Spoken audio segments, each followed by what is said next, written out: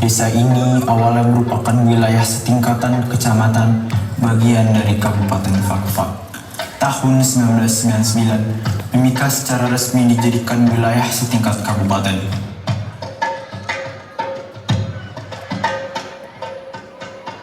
Inilah persembahan sebuah legenda yang terkenal tentang seorang pemuda bernama Biwar sang penakluk naga.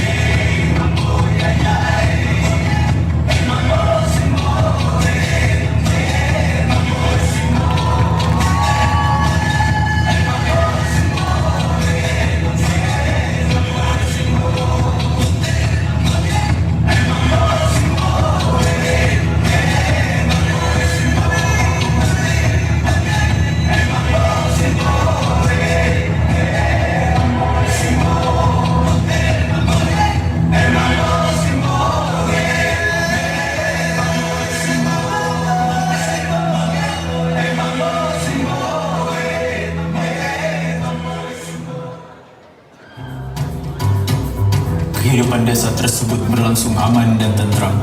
Penduduk desa hidup dengan damai dan saling bekerja sama satu sama lainnya.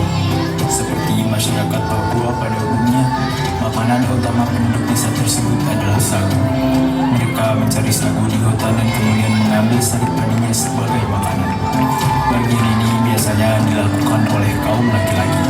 Setelah menebang pohon sagu, mereka akan menambahkan dan mengulitinya untuk menumbuk habis sagu yang ada di dalamnya. Habis sagu yang ditumbuk dengan menggunakan pangkur akan menghasilkan remahan seperti ampas kelapa. Inilah yang disebut dengan sagu.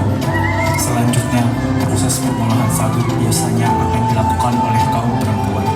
Sagu yang berada di wadah khusus kemudian diperas. Air perasan inilah yang mengandung sari pati sagu dan dibiarkan hingga mengendap. Setelah dibiarkan setidaknya sehari semalam, maka akan terlihat endapan berwarna putih di wadah khusus karena air di atasnya sudah menjadi bening. Air yang sudah bening itu dibuang hingga hanya endapan sagu yang tersisa. Endapan sagu tersebut dibentuk bulat menyerupai bola dan dimasukkan ke dalam wadah yang disebut tumang.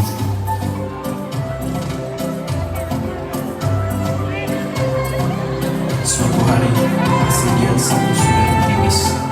Beberapa warga, baik laki-laki maupun perempuan, dengan membawa 3 perahu kecil berangkat ke hutan mencari pohon sagu.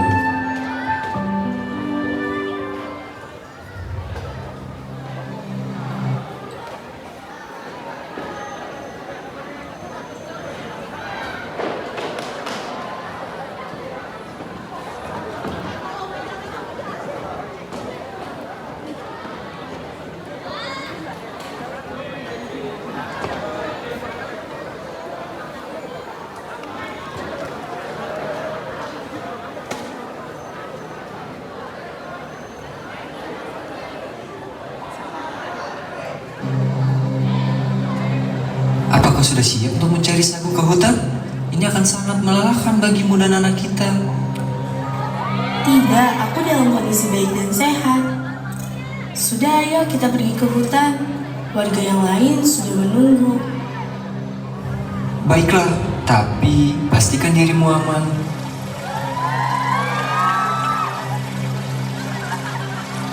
Perjalanan mencari sagu membutuhkan waktu yang lama dan melintasi sungai di antara jurang dan hutan yang lebat.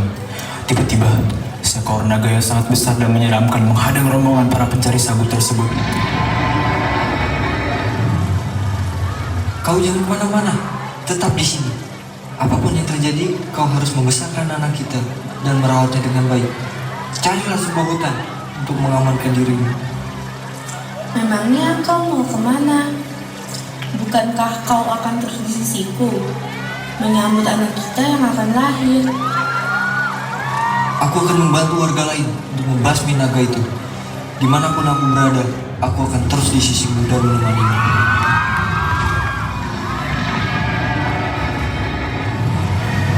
Naga menyerang 3 perahu kecil itu dan menewaskan penumpangnya.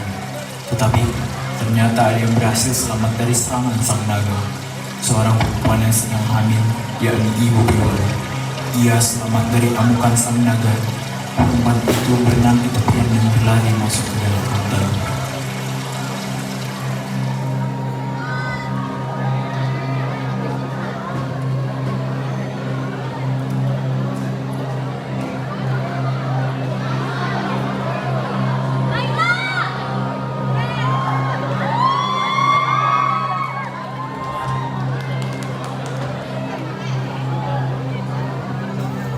Ayo, kau pasti bisa. Menyemangati dirinya sendiri, setelah lama berlari, perempuan tersebut menemukan sebuah goa. Halo, apakah ada orang di sini? Karena merasa sudah aman, ia memutuskan untuk beristirahat. Tidak mungkin bisa pulang, akhirnya perempuan tersebut memutuskan untuk bertahan hidup sendirian di hutan. Untuk makan sehari-hari, ia mencari umbi-umbian atau buah-buahan. 1 bulan kemudian, perempuan tersebut melahirkan seorang bayi laki-laki. Bayi laki-laki itu diberi nama Biwar.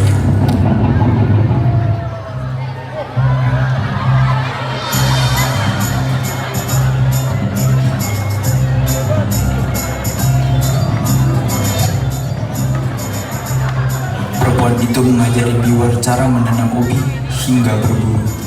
Biwar juga membantu ibunya membuat rumah honai sehingga mereka tidak lagi tinggal di dalam gua. Seperti hari-hari sebelumnya, pagi itu Biwar bersiap untuk berburu.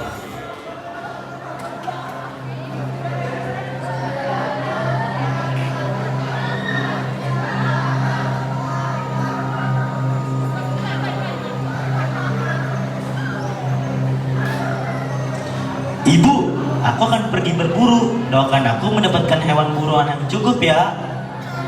Iya nak, tapi jangan lupa pesan ibu. Kamu jangan berburu di dekat sungai besar sana.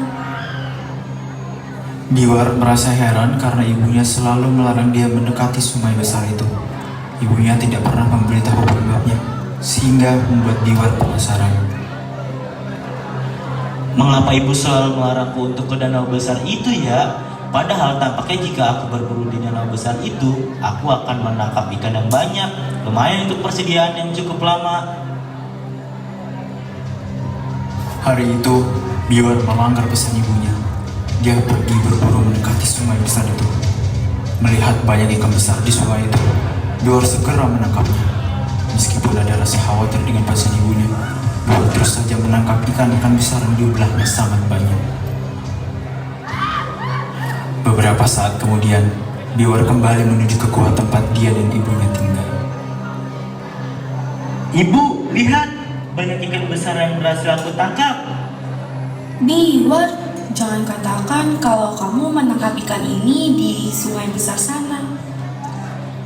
Aku menangkapnya di sungai itu, Bu. Sebenarnya, ada apa dengan sungai besar itu? Ikan di sana sangat banyak, dan kita tidak perlu repot-repot masuk ke dalam hutan untuk mendapatkan daging.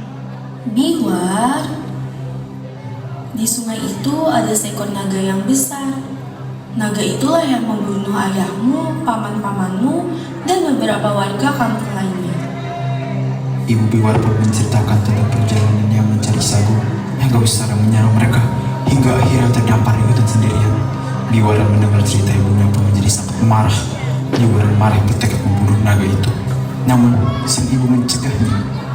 Namun Biwar tetap bersikeras. Apakah ibu tidak ingin kembali ke kampung? Jika aku bisa membunuh naga itu, maka kita bisa kembali ke kampung melalui sungai besar itu. Setelah beberapa lama berdebat, Ibu Biwar tidak bisa lagi mencegah keinginan anaknya. Pagi harinya, Biwar mengambil tombaknya, busurnya, serta perlengkapan yang lainnya.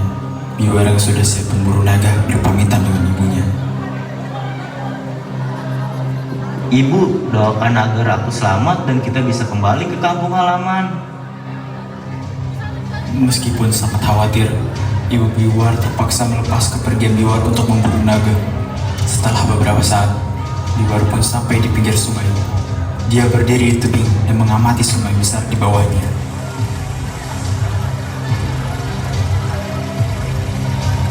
Naga, mengapa kamu datang untuk menuntut balas? Naga, mengapa kamu datang untuk menuntut balas? Berkali-kali Biwar berteriak memanggil naga itu. Air sungai yang tenang tiba-tiba bergejolak dan muncullah seekor naga raksasa di depan Biwar. Hei bocah, siapa kamu? Gak mau tidurku saja? Namaku Biwar. Kamu telah membunuh ayah dan paman-pamanku kan? Aku datang untuk membunuhmu. Aku tidak mengingatnya. Sudah lama sejak aku bertemu manusia. Dasar naga pembunuh. Kali ini aku akan membalas perbuatanmu. Ia pun mengambil busurnya dan melontarkan anak panahnya. Baiklah, silakan coba untuk membunuhku. Ejek sang naga melihat anak panah Biwar yang sangat kecil dibanding tubuhnya. Biwar melepaskan anak panahnya dan anak panah itu terpental. Hahaha, apa yang kamu lakukan manusia? Ini sangat mengerikan. Kulitku ini sangat keras. Anak panahmu tidak mungkin menembus kulitku. Biwar yang kesal terus memanah naga itu hingga anak panahnya habis. Naga hanya tertawa mengejek Biwar. Biwar pun menaruh busurnya dan mengeluarkan tombaknya dan bersiap untuk menyerang sang naga. Kau pikir tombak itu akan melukaiku? Sini maju kalau berani. Biwar pun berlari sekuat tenaga menuju sang naga. Ia menusukkan tombaknya ke tubuh sang naga, tetapi mata tombaknya patah dan terlontar jauh. Hei, senjatamu sudah habis ya? Hahaha. Lalu, bagaimana kamu bisa membunuhku? Sepertinya kita harus bertarung hingga salah satu dari kita mati. Sebenarnya, sebagai naga senior yang disegani, aku malu untuk membunuh bocah kecil sepertimu. Tapi baiklah, lagi pula aku sudah lama tidak membunuh manusia.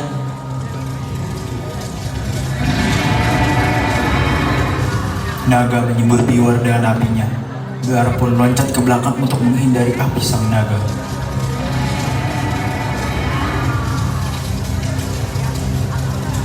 Hanguslah kau menjadi abu. Hai naga, aku belum mati. Kejar aku kalau berani. Hei, di mana kamu? Tidak mungkin kamu bisa lolos dari semburan apiku. Naga yang marah karena merasa dipermainkan terus mengejar Biwar sambil menyemburkan apinya. Biwar dengan lincah meloncat dan berlari dari semburan sang naga. Biwar melihat salah satu anak-anaknya dan menyembunyikannya. Ia pun berhenti di tempat meletakkan musuhnya. Di depan hadapannya, naga yang marah bersiap menyemburkan apinya. Hei bocah, akhirnya kamu tidak kuat berlari lagi ya? Sekarang kamu tidak akan lolos.